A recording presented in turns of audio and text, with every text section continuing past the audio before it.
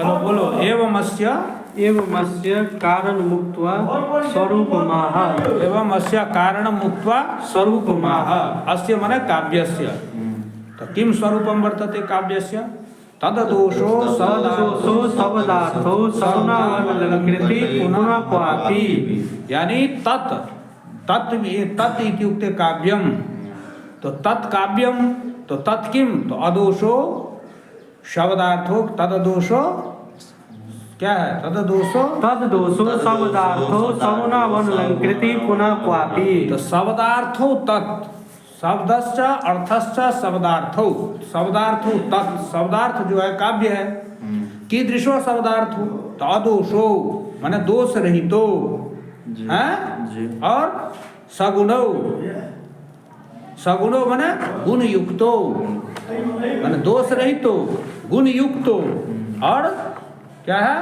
अनलंकृति पुनः क्वापि पुनः अनलंकृति।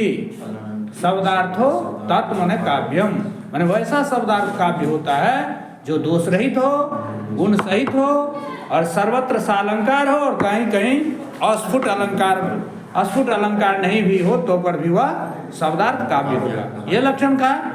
आगे क्या कहता है? दोष गुणालंकार वक्ष्यन्ते। यानी दोष गुणालंकार वक्ष्यन्ते। दोष माने के दोषाः के गुणाः के अलंकाराः इति अग्रे वक्ष्यन्ते इत्युक्ते अग्रे वक्ष्यन्ते मतलब आगे कहेंगे। हाँ, कथयिष्यामि अग्रे कथयिष्यामि। चलो। क्वापित्यने नैतदाह यत् सर्वत्र सालंकारो क्वचिदस् अस्फुटालंकार विरहेपि न काव्यत्वहानि। हाँ। तो क्व इत्यनेन माने क्वापि इत्यस्य को अर्थ। तो कहता है क्वापि इत्यनेन माने क्वापि शब्दस्य अर्थ अस्ति यत् सर्वत्र सालंकारो। यानी सर्वत्र माने सर्वेषु स्थानेषु सालंकारो अलंकार सहितो शब्दार्थो एव काव्यम भविष्यति। पुनश्च क्वचिदपि फिर भी कहीं कहीं अस्फुट अलंकार विरहावपि कुत्रचित है ना या कयोश्चित शब्दार्थयोः अस्फुटालंकार रहितोपि यानी अस्पष्टालंकार रहितोपि शब्दार्थो काव्यम भवति। पुनः क्वापि जत उक्तम तदोषो शब्दार्थो सगुणावलंकृति पुनः क्वापि अनलंकृति पुनः क्वापि इति जद उक्तम। तो अनलंकृति पुनः क्वापि का क्वापि शब्द से को अर्थ है माने अनलंकृति पुनः क्वापि का क्या अर्थ है? तो कहा कि पुनः क्वापि का अर्थ है यत् सर्वत्र सालंकार हो जो सब जगह तो अलंकार सहितो शब्दार्थो काव्यम। क्वचित स्फुटालंकार विरहावपि क्वचित माने कुत्रचित स्थले यदि स्फुट अलंकार रहितो अपि शब्दार्थो वर्तते तदपि काव्यम भवितुम अर्हति इति कथनस्य आशय वर्तते। चलो अग्रे। यथा उदाहरणं ददाति। यः कौमारहरः पढ़ो। यः कौमारहरः स एव चैतच्छपास्ते ते चोर्मिलितमानति सुरभय प्रौढा कदम्बानिला सा चैवास्मि तथा तत्र सुरतव्यापार लीला विदो रेवारोदसी एतसी तरुतले चेतः समुद्रकण्ठते। हाँ, अयं पद्य इदं पद्यं वर्तते कि अत्र काचित् किं कथयति नायिका वर्तते। सा नायिका वदति जज्जः कौमारहरः। यहाँ कोई नायिका है वह बोल रही है कि पहले वो अभी शादीशुदा है पहले शादीशुदा नहीं हुआ था। तो कहता है यह कौमारहरः स एव हि वरः। जो मेरा कौमारपन को हरा वही मेरा वर है। ताएव चैत्र सपा जब स्वयं वरा क्या है रे? जह कौमारहरः यो कौमारहरः स एव हि वरस्ता एव चैत्र छपा। वही जो है चैत्र मास की छपा है, रात्रि है। साचोन्मिलित मालती सुरभया प्रौढ़ा कदम्बा नीला। वही सुगंधित हवा भी बह रहा है। हाँ, साचैवास्मि मैं भी वही हूँ। हाँ, तथापि तत्र फिर भी तत्र मैंने उस सुरतब व्यापार लीला विदो रेवा आरोदसी वेदसी तरुतले चेता समुत्कंठते। और रेवा रोधसी वेदसी तरुतल जो है वो भी वही है, लेकिन फिर भी चेता समुत्कंठते, मेरा चित्त जो है उत्कंठित हो रहा है, ये कह रहा है। तो कहता अत्र स्फुटो न कश्चिद अलंकार मम्मटः वदति यत् अत्र कश्चन अलंकार स्फुटः नास्ति, यहाँ कोई भी अलंकार स्फुट नहीं है, माने स्पष्ट नहीं है। क्यों नहीं है? तो नहीं है, चलो आगे बढ़ो। तद भेदान प्रकरणेनाह पुनः तस्य तद भेदान इत्युक्ते तस्य भेदान, तस्य भेदान माने कस्य भेदान? काव्यस्य, काव्य काव्य का भेद, काव्य से भेदान, तो काव्य का भेद कह रहे हैं। क्या कह रहे हैं? काव्य का भेद। हाँ, इदम उत्तम अतिशयनी उत्तम मतिशयनी व्यंग्ये वाच्यात् ध्वनिर्बुधैः कथित। कहता है इदम, इदम उत्तमम, हाँ इदम उत्तमम, इदम ध्वनि काव्यम या इदम उत्तमम व्यंग्ये वाच्यात् अतिशयनी व्यंग्ये, वाच्यात् अतिशयनी व्यंग्ये माने वाच्यार्थात अधिक चमत्कारी व्यंग्ये माने व्यंग्ये अर्थे सती, जहाँ पर वाच्यार्थ से व्यंग्यार्थ अधिक चमत्कारी हो जाए, क्या होगा? जहाँ वाच्यार्थ से व्यंग्यार्थ अधिक चमत्कारी होगा, तो वहाँ क्या हो जाएगा? तो ध्वनि बुधै ध्वनि कथितः, तो उस काव्य को बुधै माने विद्वान लोग जो है ध्वनि काव्य कहे हैं। समझ गया? तो ध्वनि माने उत्तम काव्य हो गया, गुणीभूत व्यंग्य मध्यम काव्य हो गया, और जो है चित्र काव्य जो है अधम काव्य हो गया। समझ गया? तो ये क्या कह रहा है कि उसको जो है विद्वान क्या कहा? तो ध्वनि बुधै माने क्या? पंडित ही विद्वत भी, विद्वानों के द्वारा ध्वनि ध्वनि इत्युक्त माने ध्वनि काव्य कहा गया। यहाँ जहाँ पर वाचार से व्यंग्यार्थ अधिक चमत्कारी हो उसको जो है विद्वान लोग ध्वनि काव्य कहते हैं। ठीक है? इदम इति काव्यम, यहाँ इदम शब्द से क्या लगना?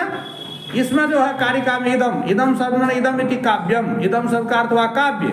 बुधैर माने यहाँ बुध शब्द से हम किसको अर्थ लेंगे? तो कहा बुधैर वैयाकरणे, बुध बुधा का तो वैयाकरण ज खलु व्याकरणम अधीते वा अधीतवान अस्ति स बुधा वर्तते, माने विद्वान बुध वही कहलाता है जो या तो व्याकरण पढ़ता है या व्याकरण पढ़ लिया है। ठीक है? तो बुधै वैयाकरण, वैयाकरण लोग है जो है प्रधान भूत स्फोट रूप व्यंग्य व्यंजकस्य शब्दस्य ध्वनि रीति व्यवहार कृथा।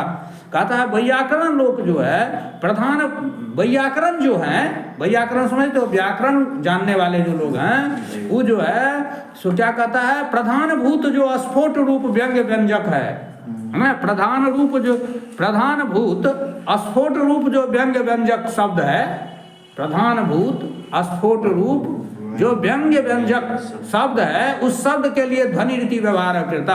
वो लोग जो है उस शब्द के लिए ध्वनि का प्रयोग करता है, माने उस ध्वनि हुआ स्फोट रूप व्यंग्य व्यंजक जो शब्द है उसको वो लोग ध्वनि कहते हैं। ध्वन्यते अर्था इति ध्वनि, जिसके द्वारा अर्थ ध्वनि, तो उसको ध्वनि कहते हैं, वो शब्द को ही कहते हैं स्फोट रूप को।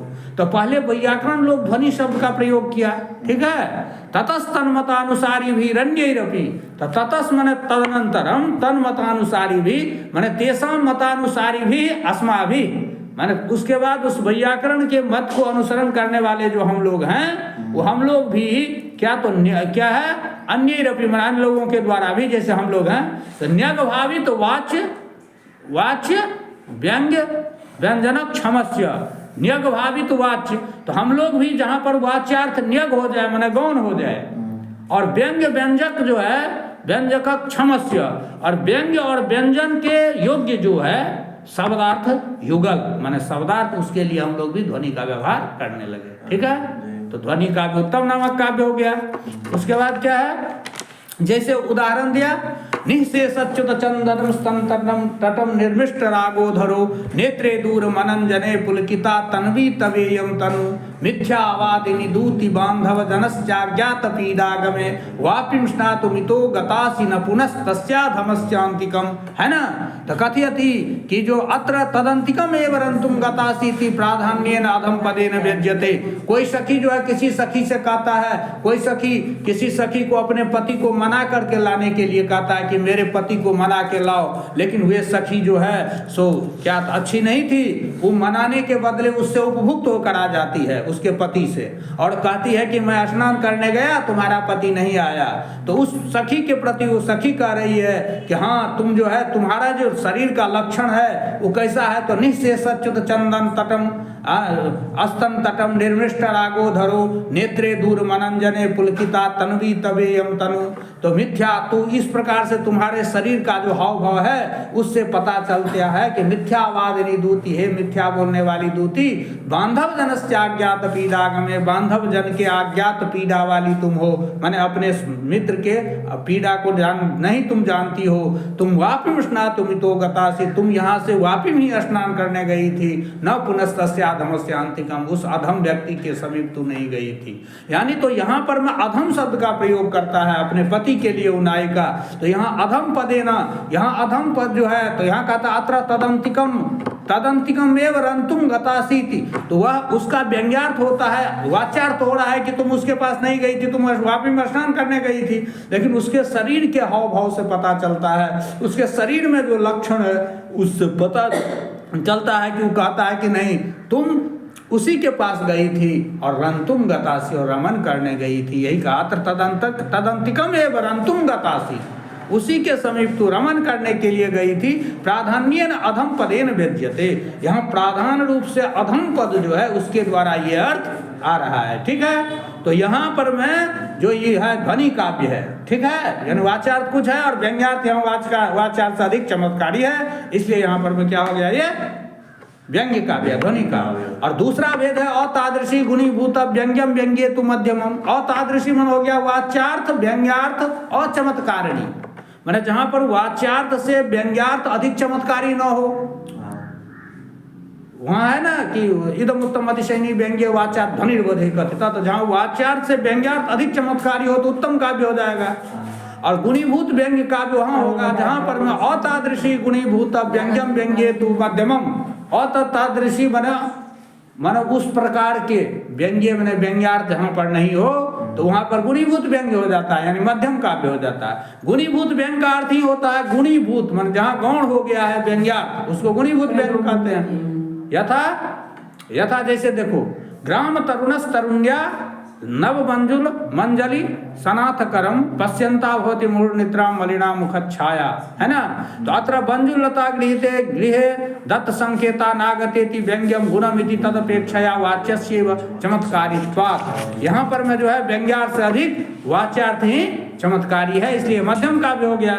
और तीसरा है शब्द चित्रम वाच्य चित्यम अव्यंग्यम तो अवरम स्मृतम, यहाँ अव्यंग्यम कहा मैंने व्यंग्यार्थ रहितम, जो शब्द चित्र यहाँ पर जहाँ पर शब्द की विचित्रता हो या अर्थ की विचित्रता हो, लेकिन वहाँ व्यंग्य जो है अव्यंग्यम कहा।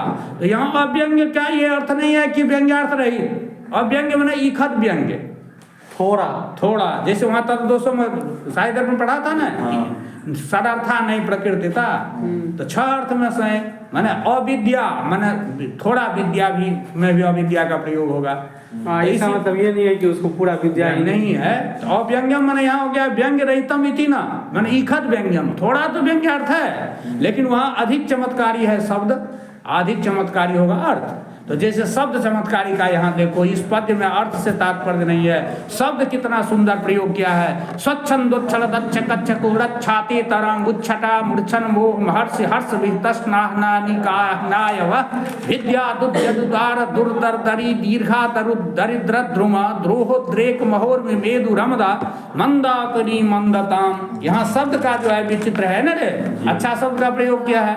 और इसमें अर्थ का है विनिर्गतम मानदमात्म मंदिरा भवद्युपस्रुत्य जदिच्छयापियम ससम भ्रमेन्द्र दुत्पादितार्गला निमीलिताक्षिव भिया मरावती। यहाँ अर्थगत चमत्कार है और थोड़ा व्यंग्यार्थ है, इसलिए अधम काव्य हो गया। तो इस प्रकार काव्य का लक्षण हो गया, तदोषो शब्दार्थो सगुणावनलंकृति पुनः काव्य हो गया।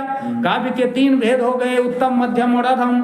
उत्तम काव्य हो गया इदम उत्तम सैन्य व्यंग्य वाच्य ध्वनिर्बुधैर कथिता, वाच्या ध्वनिर्बुधैर कथिता, ये उत्तम काव्य हो गया।